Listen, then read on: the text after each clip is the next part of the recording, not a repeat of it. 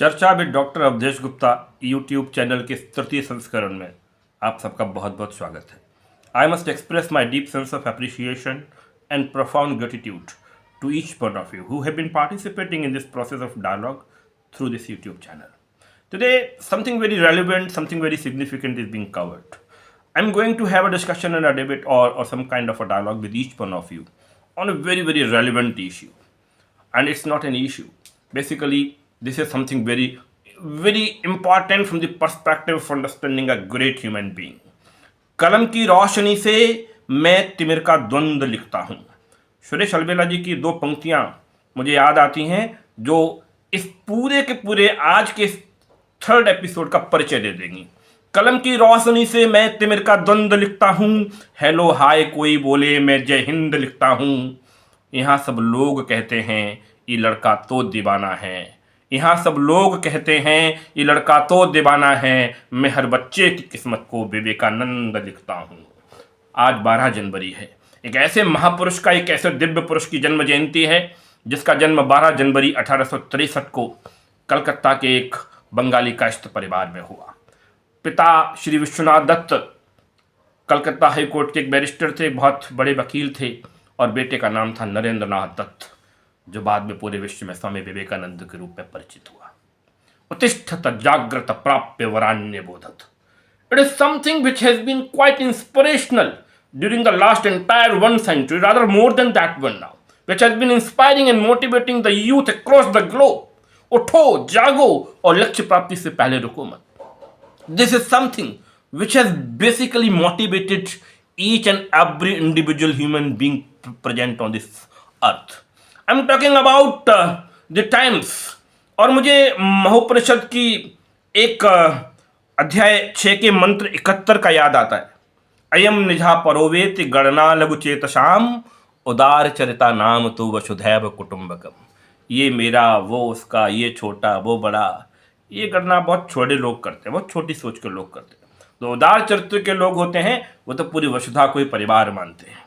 ये नीति वाक्य सदियों पुराना, प्राचीन सनातन संस्कृति और भारतवर्ष के श्रेष्ठ चरित्र का परिचायक है। विश्व के इतिहास में एक ऐसा कालखंड भी आया जब भारत ने पूरी मानव सभ्यता को मार्गदर्शन दिया, और फिर एक ऐसा समय भी आया जब बहुत सारे क्रूर आक्रांताओं ने हमको रौंदने का प्रयास किया। कुछ बात है कि हस्ती मिटती नहीं हमारी, सदियों रहा है दुश्मन दौरे जवां हमारा।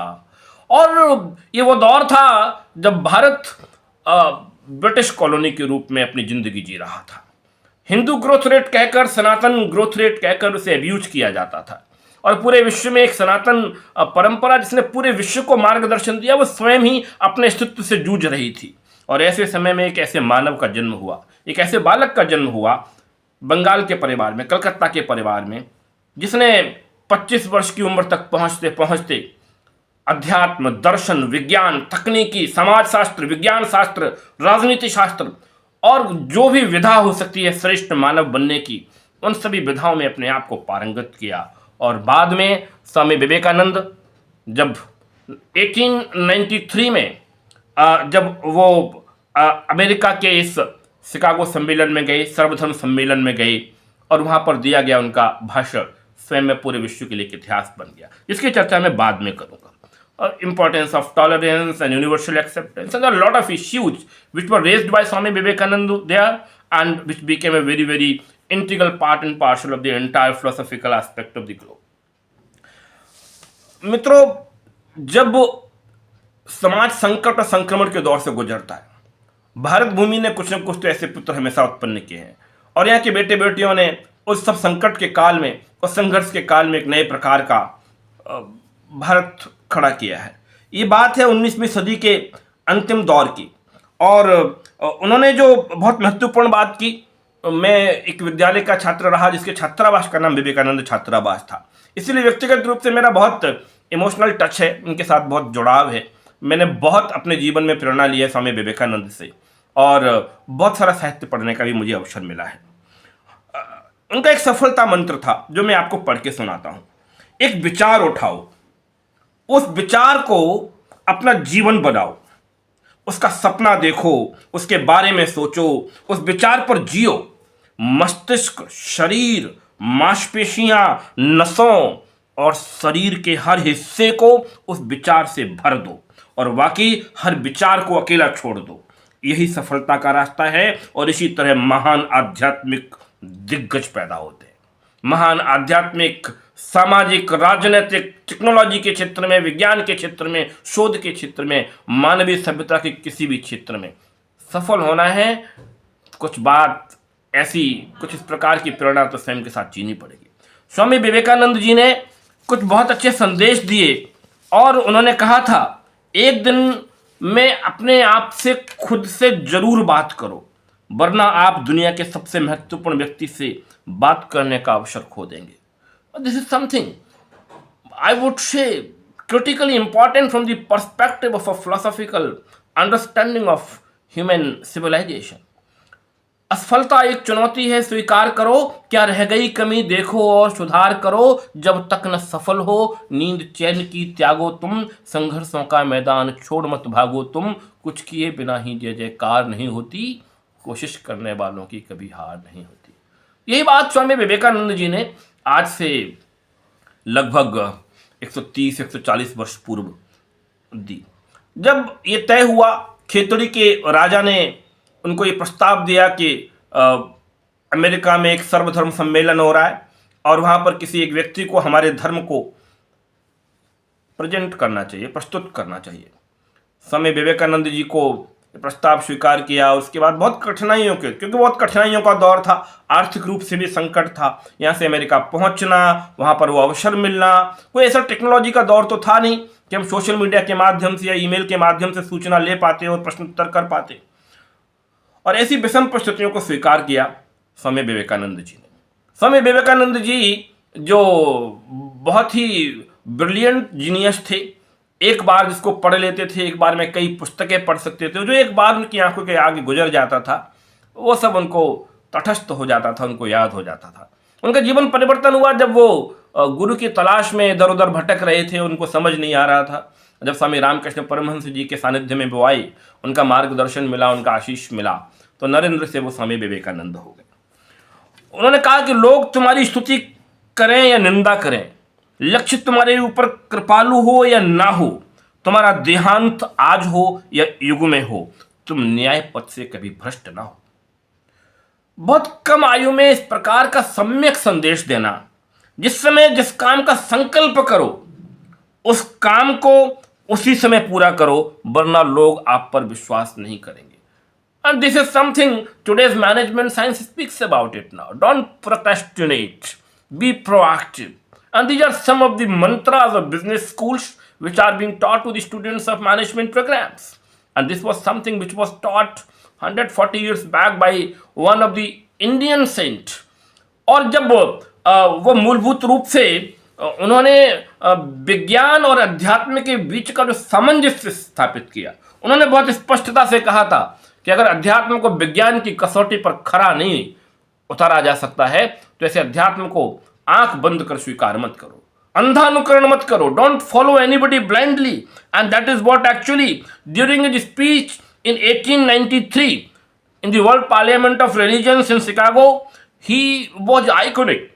It was an iconic speech which created a new platform, new vertical, new paradigm for the entire Indian and Sanatan civilization. I would speak about it now. भारतीय और हिंदू परंपरा के लिए वो एक ऐसा दिन था जिसने हमारे बारे में पूरे विश्व में एक पूरे का पूरा सोच ही बदल दी। He dared enough to raise a lot of issues basically, and that is what in today's educational system I personally believe it must be taught to each and every student irrespective of the religion. He was a man of respect for all religions, respect for all caste and creeds, and he was a man of the highest order of civilizations basically. उन्होंने कहा था कि आत्मविश्वास, लगातार सीखते रहने की कल्पना, कोई काम मुश्किल नहीं है, इस विचार को अपने मन में समाहित कर लेना, सत्य के पथ पर चलना और किसी के सामने नहीं झुकना, ये 5 मंत्र हैं।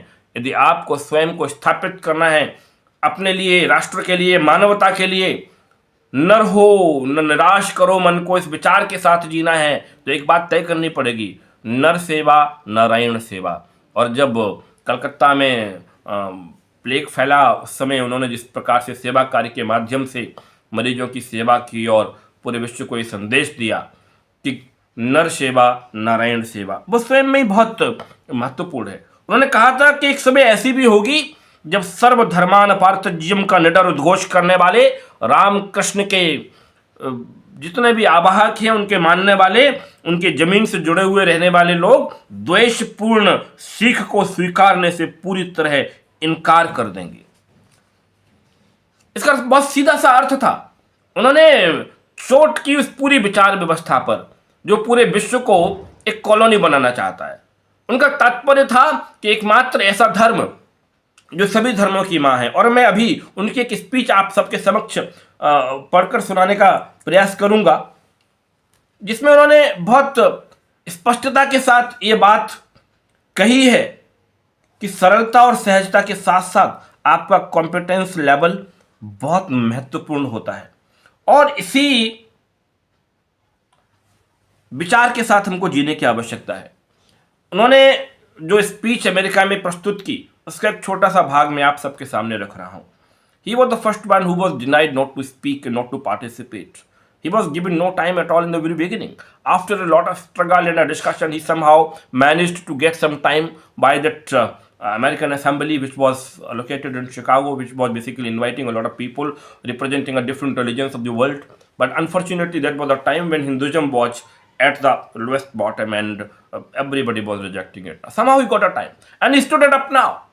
एंड जिस शब्द के साथ उन्होंने अपनी बात को प्रारंभ किया वो भारतीय संस्कार की प्रज्वलता को स्पष्ट करता है। My dear American brothers and sisters, क्योंकि जहां पर लेडीज एंड जेंटलमैन कहकर ही सबको उद्घोषित किया जाता हो, सबको बोला जाता हो, वहां पर अगर कोई किसी को भाई और बहन बनाने की बात कर रहा है और उन सबको इस प्रकार से ग्रीट कर रहा है, तो नया कुछ था। लगभग 5 मिनट तक उस हॉल में तालियां बजती रहीं और वो तालियां थीं सांस्कृतिक विरासत की स्वीकार्यता की।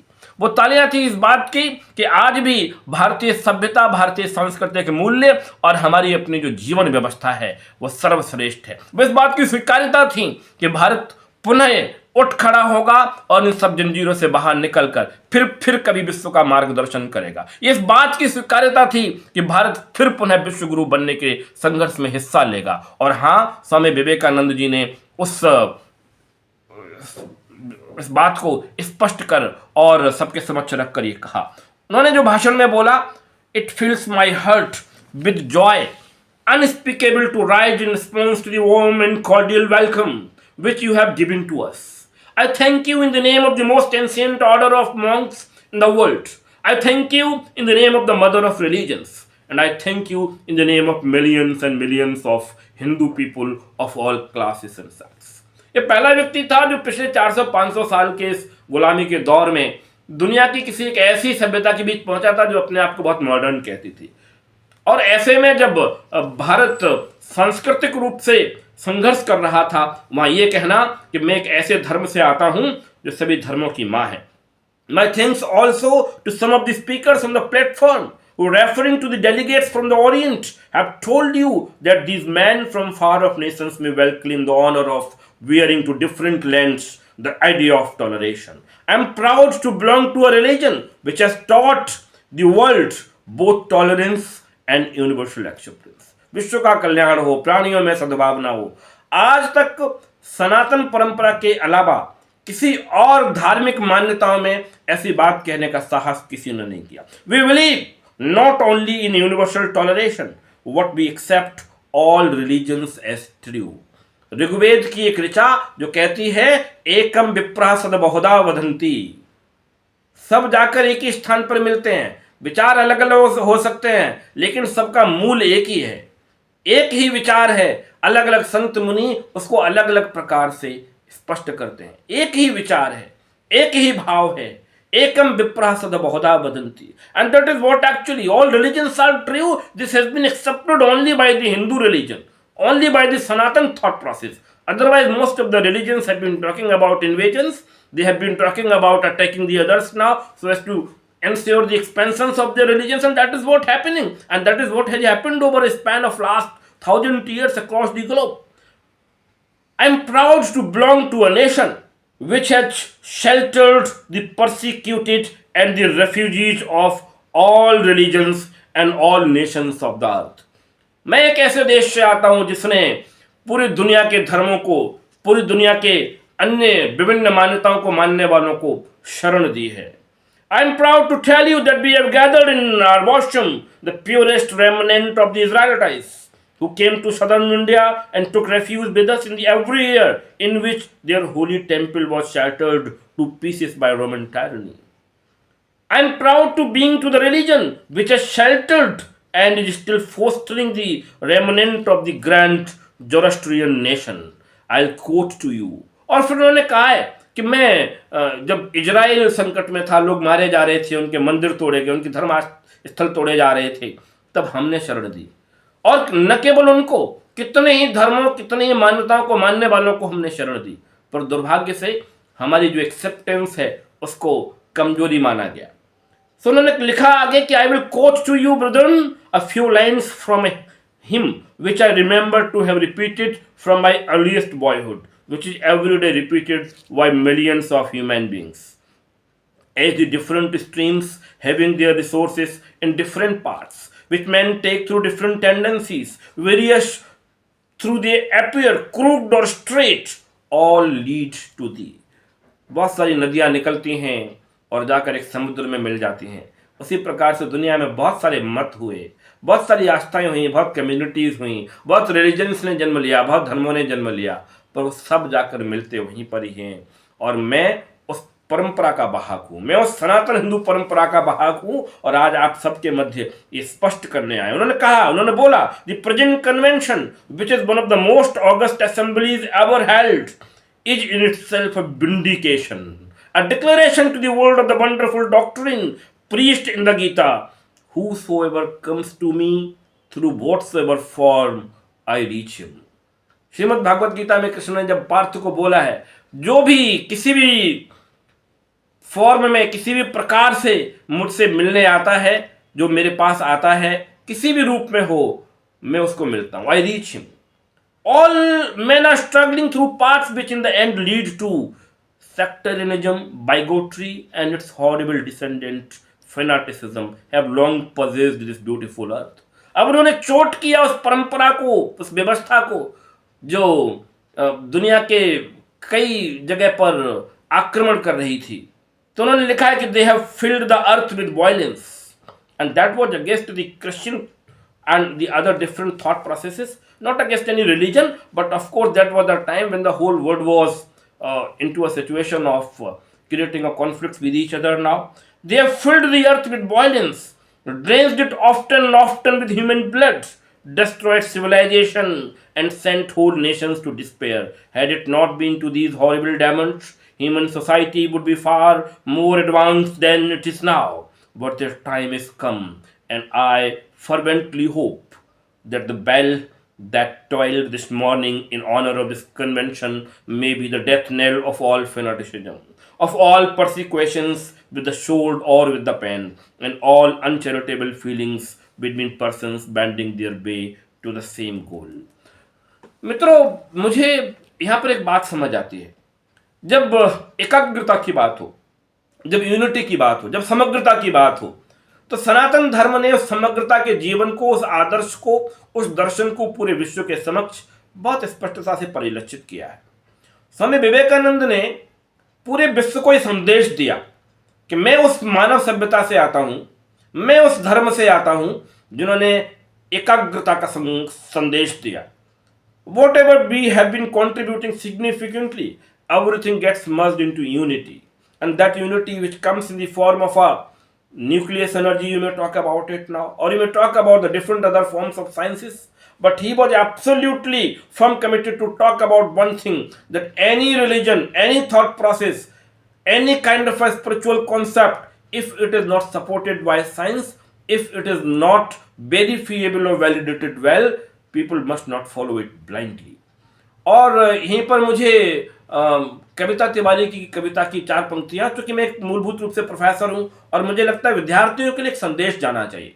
आज पूरे विश्व में और खासकर विशिष्ट कर अगर हम देखें तो भारतीय परिवेश में जिस प्रकार की उथल पुथल मची है और ऐसा माना जा रहा है कि विद्यार्थी जीवन बहुत संस्कृति से विकृति की तरफ चल पड़ा है, तो यहाँ पर कविता तिवारी जी ने बहुत 4 पंक्तियों के माध्यम से बहुत अच्छा सॉल्यूशन दिया है, एक संदेश दिया है। कथानक व्याकरण समझे तो सुरभित छंद हो जाए, हमारे देश में फिर से सुखद मकरंद हो जाए, मेरे ईश्वर मेरे दाता ये कविता मांगती तुमसे, युवा पीढ़ी संभल करके विवेकानंद हो जाए, युवा पीढ़ी संभल करके विवेकानंद हो जाए। मित्रों, इसी के साथ आज का दिवस, इसे नेशनल यूथ डे के रूप में, राष्ट्रीय युवा दिवस के रूप में जाना जाता है। मैं आप सबको इसकी बधाई और शुभकामनाएं देता हूं और आशा करता हूं कि हम पूरे विश्व को और विशिष्टकर अपने इर्द गिर्द के जो भी वातावरण है, जो भी इकोसिस्टम है, उसको हम एक अच्छा संदेश देंगे। We must be able to inspire the youth and guide them and mentor them on a very right track so that we can create a nation which may become once again the vishwa guru. Thank you very much. नमस्कार।